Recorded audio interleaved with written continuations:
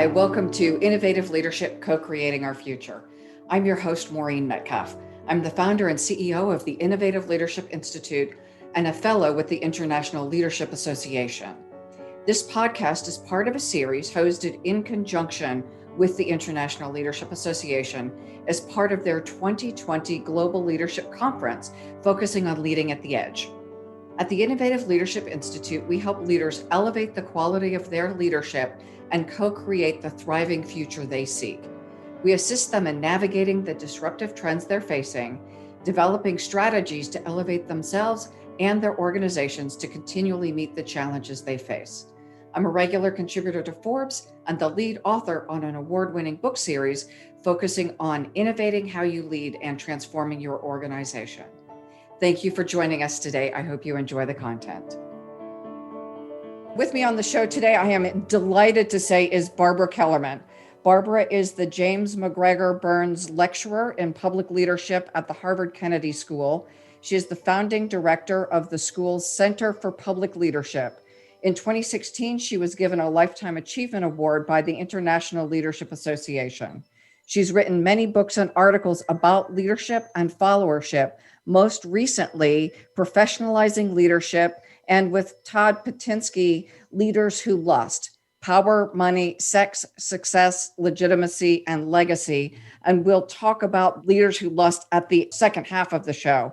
Barbara, thank you for joining us. What do you want our listeners to know about you and your background before we jump in? Thank you, Maureen. I appreciate talking to you. I think we've done this before, and it's lovely to be able to do it again. So thank you very much for having me.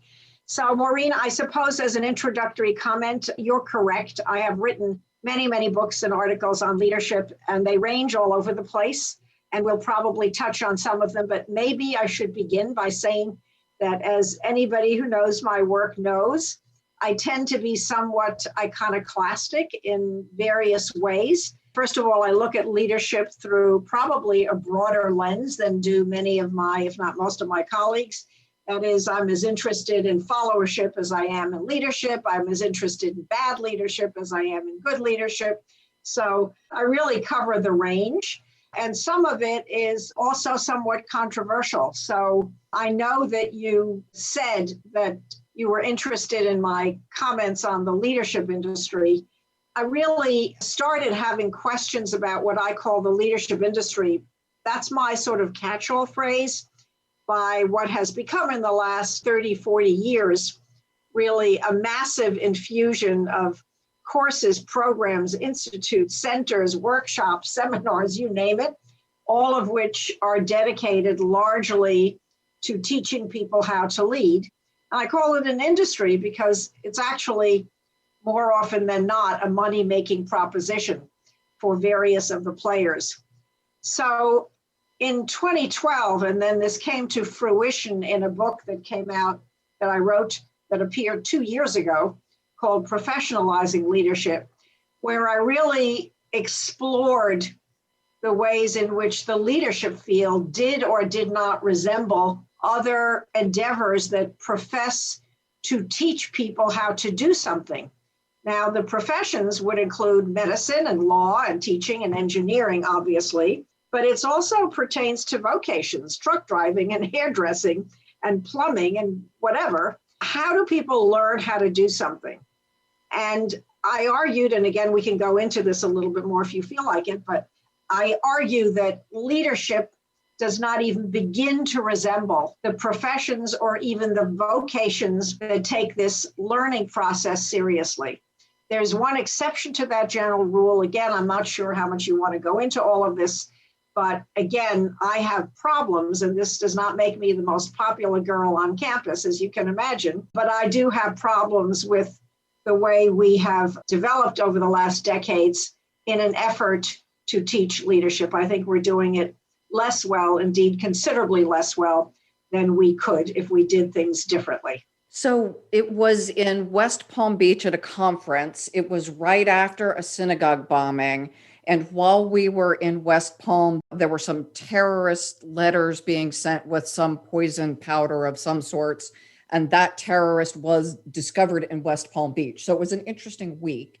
And you gave the closing presentation at the International Leadership Association And one of the things you said that really struck me and has stayed with me as one of the most poignant comments from that conversation was, we have more rigorous standards in many cases for our hairdressers and massage therapists than we do for our leaders in substantive industries, including political leaders. And so for our listeners who may also be struggling with this idea, I would love to hear more about your perspective. And I understand the not being the most popular girl on campus, and my guess is you don't care.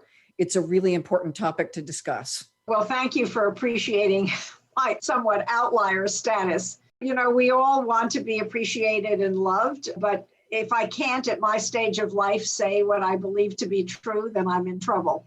So it's from that, and it's really, I think, in the interest of those who are in the field of leadership to think about this. So at that conference, Maureen, and thank you for remembering it so vividly, I believe I was talking specifically about standards. So for example, if you want to be a teacher or a lawyer or, doctor, whatever, you need to take certain courses, certain core curriculum, and you need to demonstrate that you've been properly educated and trained. Same actually applies for the hairdresser or massage therapists or truck drivers. In most states, you cannot be licensed for any of those vocations unless you have demonstrated a certain level of not only expertise, but experience. So with leadership, for reasons that remain entirely unclear to me, at least, no such thing. You take a couple of courses at Harvard, the business school, or the Kennedy School, or at Stanford, or any of the other countless institutions and centers and institutes, and you say, I've taken these courses and I've gone away for a weekend of executive training and it's all great and I'm now a leader, but there's no rhyme or reason to the learning process. There's no sequencing, there's no core curriculum, and there most certainly is no set of standards or credentials or licensing or demonstrating that you have had any relevant experience or developed any level of expertise. So I think, again, I'm not sure we want to go into this too much, but I do believe there are reasons why leadership has remained rather, in my view, a disorganized and insufficiently rigorous field of endeavor. I will simply add at this point that if you go all the way back to Plato and Confucius, the great leadership thinkers, they thought, unlike what we think, that learning how to lead was a lifetime process. Plato didn't think that anybody should be leading until they were about 50 years old, which of course in that day was very old. But the point is that the great leadership thinkers, and I'm very interested, you may know that one of the books I have is actually not mine, and it's a wonderful book, not because of me, but because it consists of the great leadership literature. It's called Leadership, Essential Readings on Power, Authority, and Influence, and it's the greats over time.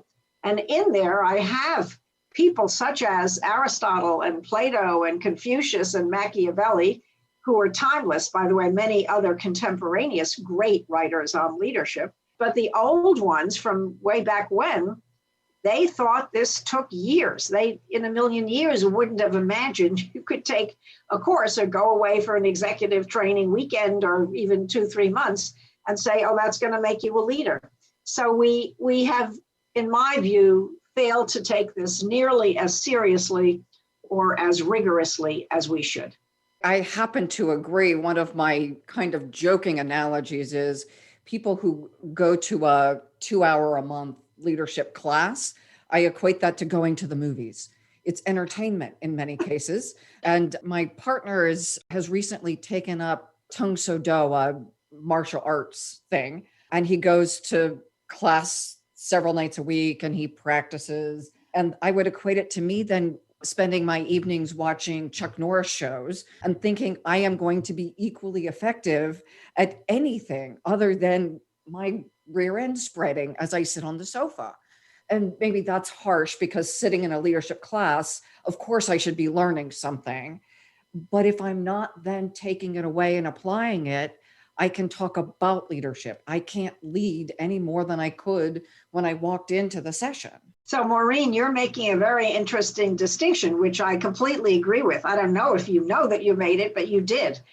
And the distinction is knowing about leadership and knowing how to lead. Those are two very different things.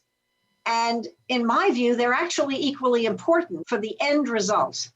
So if you want to be a doctor, you damn well better take an anatomy course before you decide to experiment by slicing into somebody. You need to know the human body before you actually work on the human body. I would argue, and I did argue in Professionalizing Leadership, that learning how to lead is like learning how to be a doctor or a lawyer or anything else, and it involves a three-step process. And you touched on two out of those three.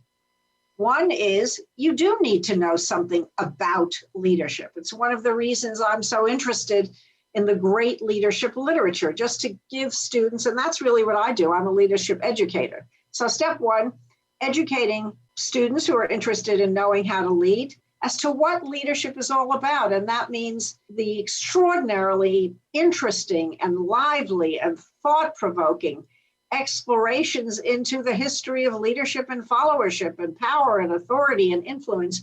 It's really a thrilling endeavor, but it is learning about leadership. So that's leadership education, step one. Again, parallel to the professions, get educated.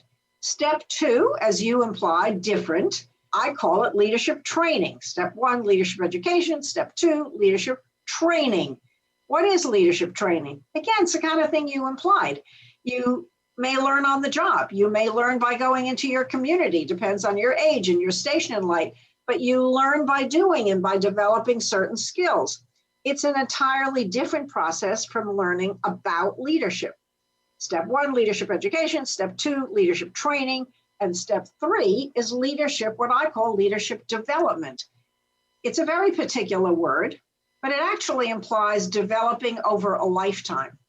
Just the way if you're a doctor and you graduate in 2021, you're graduating in June of 2021 from medical school, in 100 million years, you would not be expected to know forever how to practice medicine. You are expected to be now a lifelong learner of medicine. Similarly, leading in 2021 is not the same or not going to be the same as it will be in 2025. You need to be a lifelong learner of leadership, just the way you need to be a lifelong learner of learning how to drive a truck or learning how to cut hair or learning how to be a doctor or a lawyer.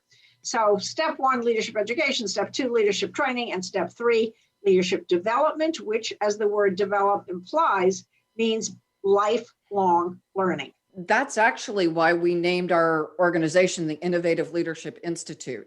The idea that if I, like most of us, I have a current mobile phone because they break and they become obsolete. And yet many people, obviously you're not in that bucket, but many people think that once they've been dipped in leadership training, they're good to go. And they continue to work from the mental algorithm of whenever they graduated from whatever program they went to. And for some people, that's 20 or 30 years ago. And so they become the problem or part of the problem rather than solving problems. And they may continue to learn all kinds of things about their industry, but neglect the fact that as someone who is performing leadership, they need to also continue to develop on the topic where they are functioning as a leader. Yes, yes, yes, yes, and yes. I talk all the time about how leadership and followership change over time. They are not the same now, and I'll give you one screamingly obvious example, which is social media. Social media has changed relations between leaders and followers. And anyone who doesn't get that isn't really paying much attention. So it's important as the context changes, and it's why I'm always talking about what I call the leadership system, which is to not focus laser-like only on the leader, focus equally on the followers and equally on the contexts within which one is embedded. And by paying attention to context, not just to your own development, I think of leadership learning as relatively narcissistic much of the time. Oh, my own skills, my own this, my own awareness, my own this and that. But pay attention to followers, pay attention to who you want and your peers and who you want to bring along, and pay equal attention, at least as much of attention to the context. As you are implying, Maureen, the context changes, and therefore those of us who would be leaders and managers must change along with it. You've hit the topic that I am so passionate about because I see two things. Leaders who care, who are in roles, but aren't developing, do damage to their own careers, in some cases irreparable, and they damage the people and organizations with whom they work, in some cases to the point that those organizations are no longer in business and those people don't have jobs.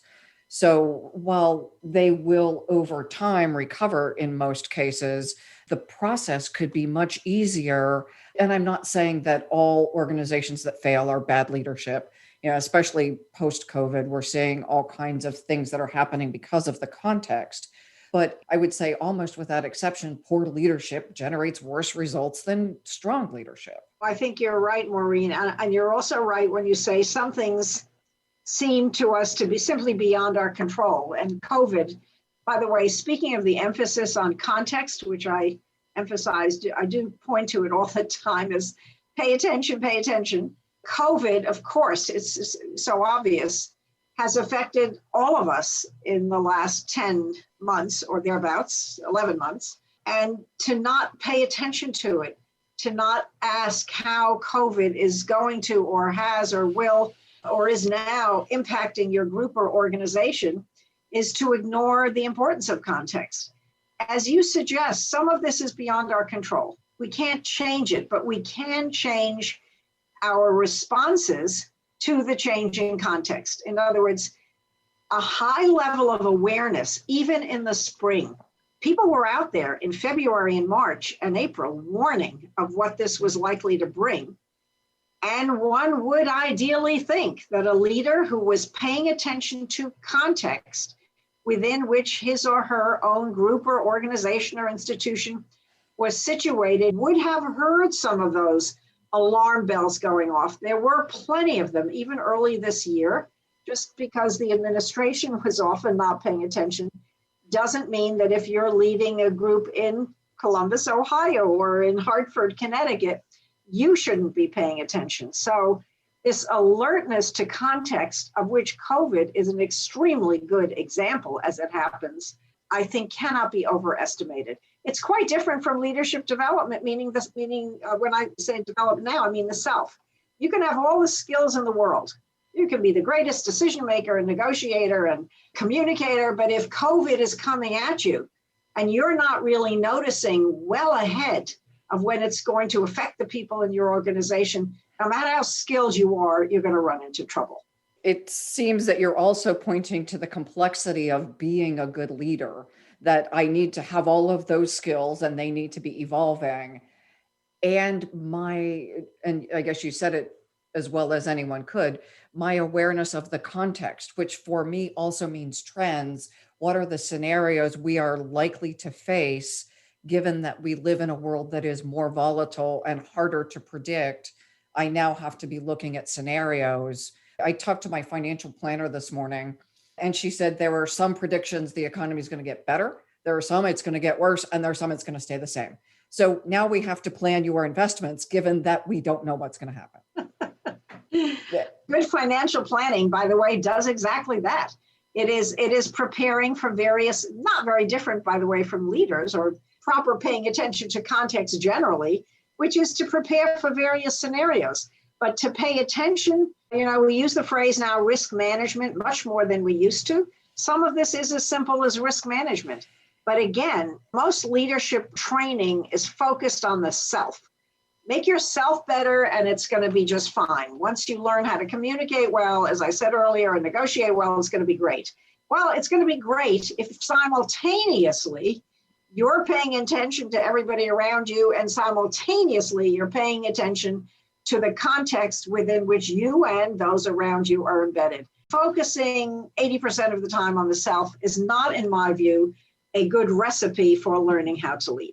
What percentage would you spend? And I'm thinking about specifically how our training is designed. I write trends articles and all that stuff, but I don't know that I build in enough of it to what I teach people. So I don't mean to simplify this too much, Maureen, but I'm going to give you an answer because the answer I tell my students. I just finished teaching a course at the Kennedy School. The title of the course is Leadership System, Leaders, Followers, and Context. And I've written about this extensively. Mm-hmm. I never write anymore or speak anymore without referencing the system to which I referred earlier. So my answer is actually a third, a third, and a third. I'm not suggesting that people who want to learn how to lead neglect themselves. I am suggesting, however, that they should give themselves no more equal time than they should give, I'll use the term followers, which some people object to, and we could have a conversation about that too, but I'm going to use it because it's the natural obverse in English: subordinates, direct reports, constituents, whatever word you want to use. Sometimes it's peers, sometimes it's board, sometimes it's the press, sometimes in the public. It's the public. So I'm just referring to those you need to bring on board if you're not going to meet resistance at every turn. So for the sake of this conversation, I'll call them followers. So a third on the leaders, a third on all those other people out there who you have to watch out for, lest they're going to do you in, even if they don't mean to. They're going to resist you. It's hard now to lead in liberal democracies, and I don't just mean politically. That's a whole, again, another subject we could go into, the similarities between the private and the public sectors. And then a third on the context. So a broad answer is a third on self. Pay attention to yourself and all the other things that we suggested and that you would know at least as well as me. Second is pay attention to everyone around you. Close attention. Do not neglect them, or you're going to be screwed, if I can use that word. And finally, pay attention to the contexts. By that, I mean plural. The unit, the group, the organization, the industry, the larger culture, the political context within which we're operating. All of them pertain. So a third, and a third. Think of it systemically, but again, this is not complex. It's not rocket science. It's leaders, followers, and contexts roughly equal. We do, I become self-aware and I do all that stuff. And within every module, we have people answer questions about what do I think and believe? What do I do? What does my culture support? Am I moving toward it or away from it? And what do the systems and processes do and support? Am I moving them forward, or am I making myself less attractive? Because when I started teaching about 20 years ago, MBA students, they all wanted to get promoted when they got their MBA.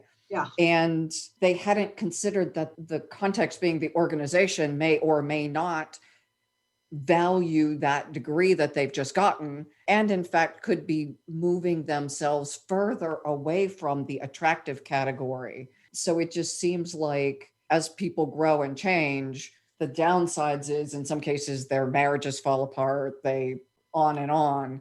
The agreements they had when they went in are upended as they change how they see the world. Yeah, your informal comment just now, Maureen, suggests the complexity of this.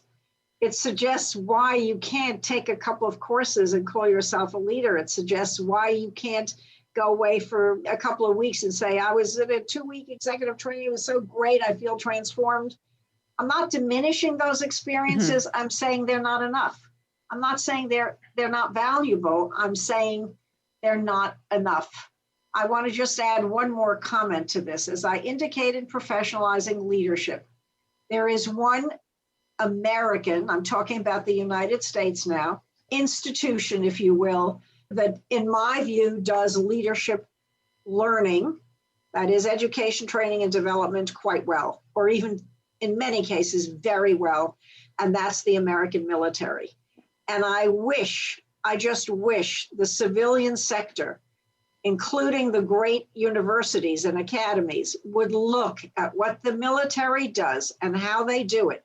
They do, again, education, training, development. They do it lifelong. There is a reason the American military remains actually the only institution Americans still trust. We don't trust even religious leaders and educational leaders that much anymore, not to speak of business leaders, political leaders, whom we tend not to trust at all anymore. But the military is an exception to that general rule, and I have argued with as much energy as I can muster that there is a reason for that, and it's because they do leadership learning really well. Not saying it's perfect, but it's remarkably strong and sturdy compared to what we generally do in the civilian sector. Thank you for that observation. And I want to give kind of a call out to our veterans who have served our country incredibly faithfully, and to the employers who could hire them when they exit military service, because that transition is often very difficult. And given what you just said, maybe unnecessarily difficult, that those skills can actually translate, maybe not easily, but effectively. Absolutely. And again, so, we don't have a draft anymore, and therefore a tiny fraction of the American people have had any exposure to the military. They don't serve in the American military. They don't have in their families anybody who's ever served in the military. It's a most unfortunate divide in contemporaneous American life between civilian life and military life. But ironically, the leadership field would be a fabulous bridge between them, but it is being hardly used as that at all. Listeners, think about, where do you look as the role model for effective leadership? Do you have people in your family who are in the military, are physicians, are politicians, and are those people that you're looking to for effective leadership actually what Barbara would call effective? Or are they just people in jobs that have leadership titles? We are Maureen Metcalf and Barbara Kellerman, and let's shift our focus to Barbara's recent book, Leaders Who Lust: Power, Money, Sex, Success, Legitimacy, and Legacy. Barbara, can you tell us about the book, why you wrote the book, why people should read the book? Thanks, Maureen. Yes, sure. We can talk a little bit about it. Leaders Who Lust is looking at a phenomenon that describes exceptional leaders, leaders who stand out. I am not arguing, and I've written this book with Todd Patinsky, it's not an argument that every single great leader or exceptional leader is a lustful leader. But a lot of leaders who lust are indeed very, very extraordinary, and they accomplish, for better and worse, by the way. When I say accomplish, I don't necessarily mean all for the good. So what do we mean when we say lust? We've heard a lot, certainly in social psychology for decades, about there's a need to achieve and a need to have power and a need to be liked. So the word lust, and we define it in the book, which I won't read it here, but the definition makes very clear, this is not about a need. It is about an appetite or a hunger or a drive that is so fierce that it is unstoppable. So let me give you a quote at the very beginning of this conversation to illustrate what I mean.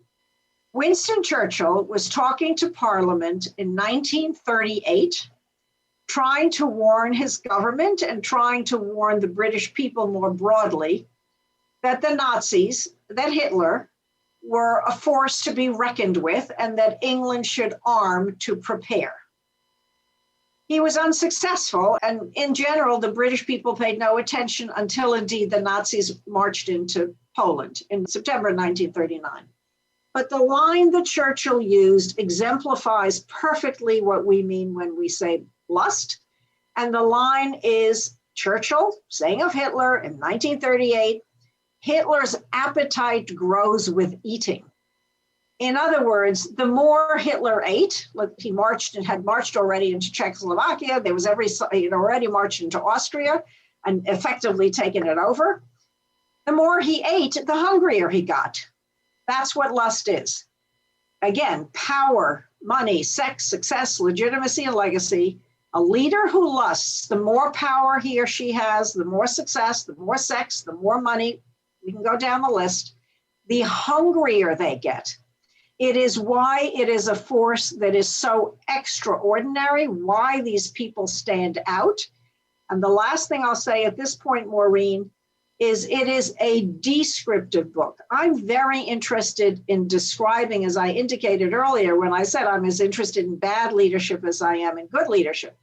I am as interested, and I think it's as important for anyone who's interested in leadership, to understand not the world not as we would wish it to be, but understand the world as it is. So a leader who lusts for power, money, success, whatever, can be a good leader. That lust can be used toward good ends, but not necessarily. Power, money, all of those things, they can be used toward good ends, but they are not necessarily. So there is, in Leaders Who Lust, there is no value judgment. It is a book of description. I wouldn't call them cases. There are stories. There's a large cast of characters. Well, not that large, 12 people.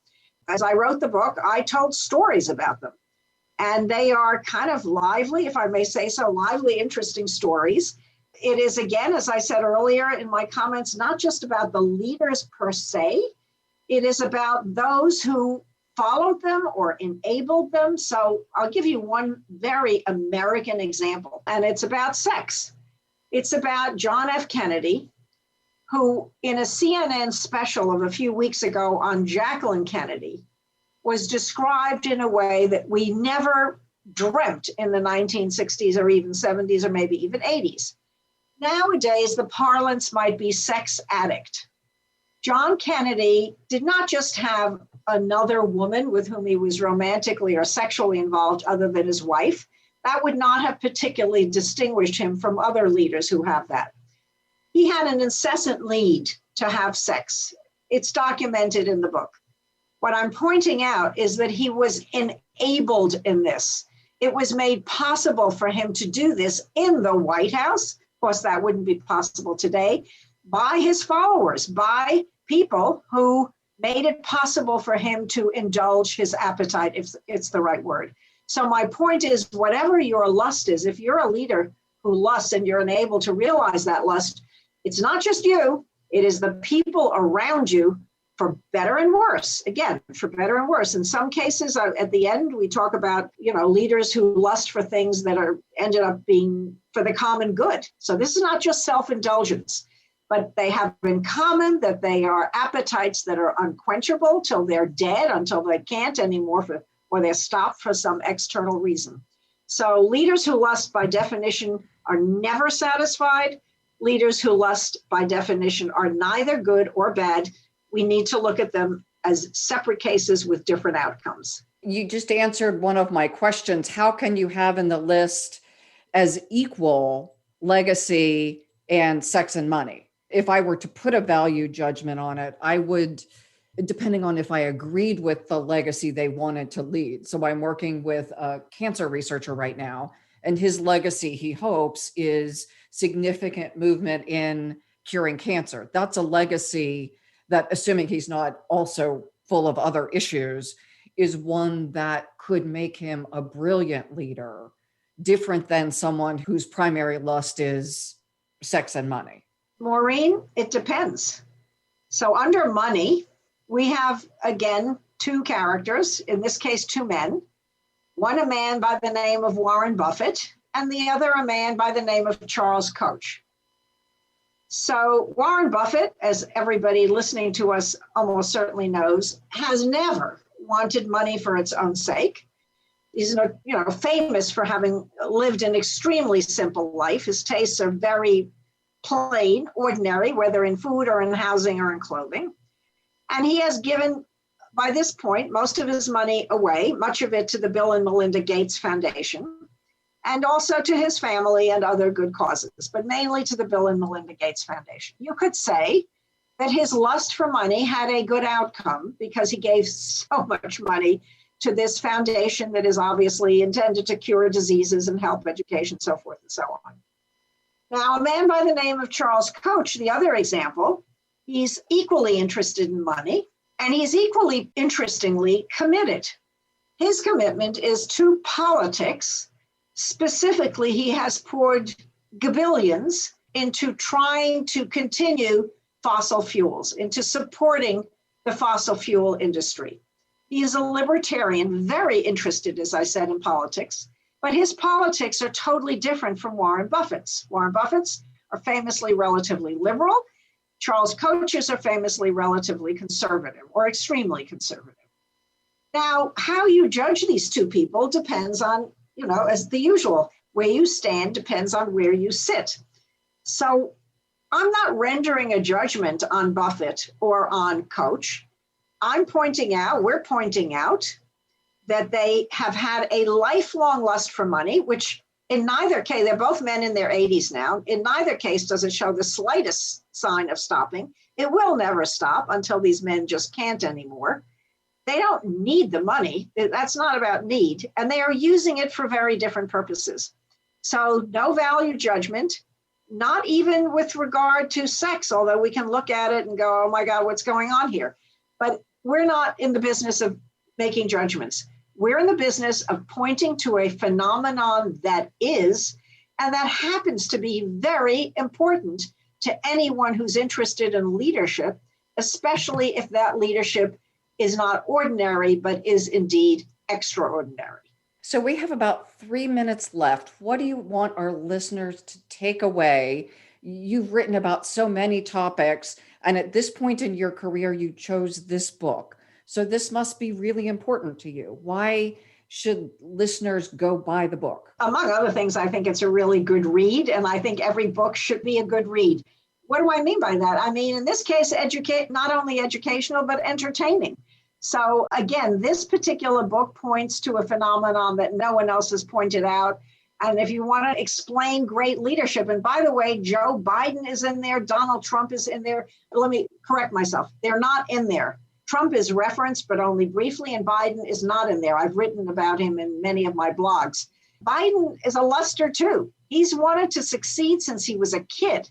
He told the mother of his future bride when he was in his 20s or teens even, that he wanted to be president of the United States. As you know, Maureen, he ran 3 times. This man has lusted for success. And by that, I mean the very top, the brass ring, as it were, all his life.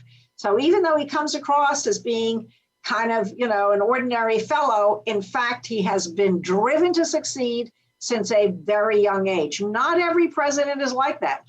I can, if we had more time, I'd name a bunch of leaders who are not like that. But Biden happens to be. Now, just to bring you up to date, in the last year, I finished yet another book. That book will come out in 2021. It is my pandemic book. I call it my pandemic book. And it is, I will simply say that the focus of the book is on Trump's followers. I don't just mean the base. I mean the whole mosaic of his followers. So in my concluding sentence, I will simply say, as before, leadership is the most extraordinarily interesting topic. It's incredibly important, but never simplify it by looking only at the leader. Look at the whole picture and you will understand why the world works the way it does, why liberal democracy in the 21st century has run into some trouble. It's hard to lead in liberal democracies. And by the way, there's also an answer as to why there are more autocracies, because the autocrats, whether it's Xi Jinping or Vladimir Putin or Erdogan in Turkey or Sisi in Egypt, they understand that unless they're more repressive than they have been before, their followers will demand more and they are in danger of losing control. So as I always tell my students and my audiences, everything is connected to everything else, but in leadership in a way that is intellectually as well as practically not only important, but endlessly interesting. As are you. Thank you. This has just been a brilliant trip through a range of leadership topics. I wish we could do it for much longer, but I realize that is not possible today. Hopefully next year we will do the next installment and talk about your pandemic book, because I would love to hear more about why followers make those choices, specifically followers. What a great and incredibly important question, Maureen. So thank you very much for your time and interest. I wish you well. Everybody now says, we didn't used to say it. Now we go, stay well, take care of yourself. So Maureen, stay well and take good care of yourself. Thank you, Barbara. And you as well. Stay safe and have fun doing this. We always try. Thank you for investing your precious time with us today. We're delighted to share the wisdom from the International Leadership Association 2020 Global Leadership Conference, Leading at the Edge. We encourage you to join for additional conversations. Please bookmark this podcast, subscribe, like it, share it with your friends and colleagues. Most importantly, thank you for focusing on elevating your own leadership and making an impact in the world today.